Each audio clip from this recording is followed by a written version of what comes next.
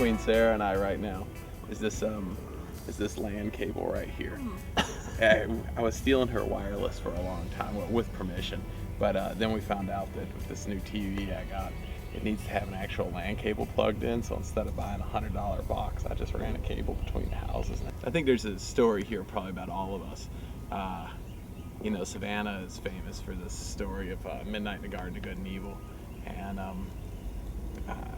in that, it's just a whole cast of characters that are such wacky people. They do such wacky things. The idea, I was going to make furniture out of car parts. So there's a desk made from a 318i.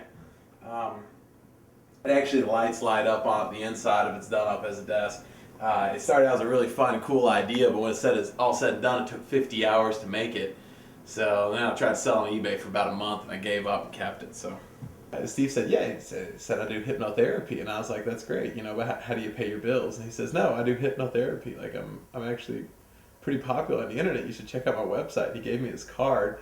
It had this kind of cheesy picture. It looked like Edward Norton on it, but it was obviously him.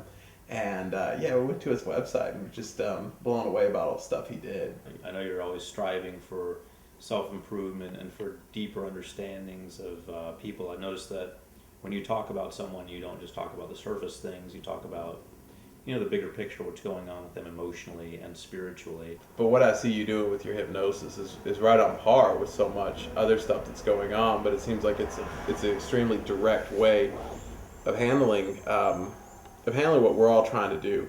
One of the fundamental beliefs of my church is that every thought you have is a prayer. Every action you take is a prayer. Everything you're doing is a prayer. That your prayers are creating. That you are creating things yourself. Well, I realized when I had trouble with finances that the trouble was that I wasn't being open about where I was and what my ideas were on money. And I had to release that.